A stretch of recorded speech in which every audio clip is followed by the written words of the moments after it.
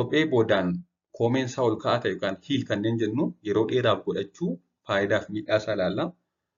Faayidaa isaa akkuma beektanii yeroo hedduu ittiin bashannanuuf yookaan bareedinaaf kan shamarran godhatanii yeroo sagantaa adda addaa qaban yeroo bakka itti bareedanii mul'achuu barbaadan deeman hiilii godhatu yeroo baay'ee. Egaa bareedinaaf jechuudha akka faayidaatti.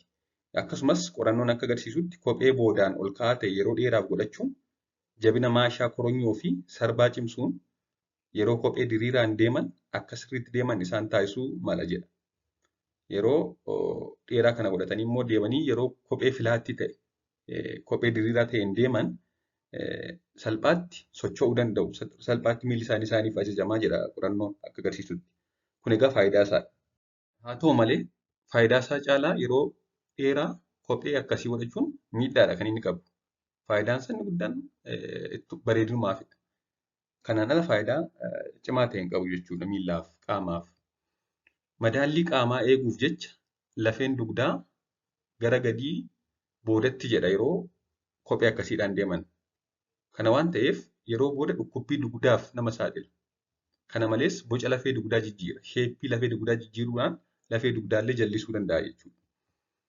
Akkasumas guyyaa guutuu miilli jallatee waan ooluuf dhukkubbiin miila irratti namatti dhaga'ama.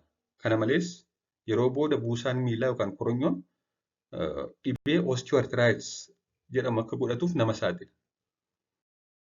Kana malees yeroo kophee akkasiidhaan deeman ba'aan yookaan ulfaatinni qaamaa fuuldura miillaa naannoo qubaa irratti waan baay'atuuf miilla namaa jallisuun hamartoo kan jedhamu akkuma agartan kana waan akkasii namatti fida. Quba namaa jallisa jechuudha. Filaattii miti waan ta'eef ulfaatinni qaamaa akka jirutti gara fuula duraa miillaa dhaqa. Yeroo kana immoo fuula duraa miillaa ni jallisa. Kana malees gogaa miillaa kan gara fuulduraa jiru jabeessuudhaan dhukkubbii miillaa kan kalesis yookaan korni jedhamu namatti fiduu danda'a.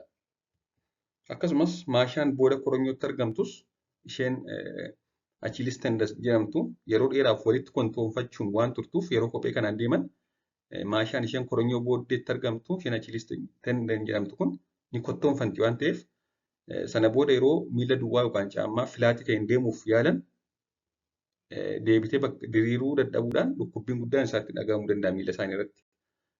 Kanaaf akka waliigalaatti yeroo dheeraa kophee hiilii godhachuun dhukkubbii dugdaa nama saaxila. Dhukkubbii dugdaa cimaa ta'e dulluma jala keessumaa gara umuriin yeroo dabalaa deemu. Akkasumas koronyoo ni miidhaa, fuuldura miillaa ni miidhaa. Kanaaf kana godhachuun gaarii miti. Galatoomaa turtii gaarii.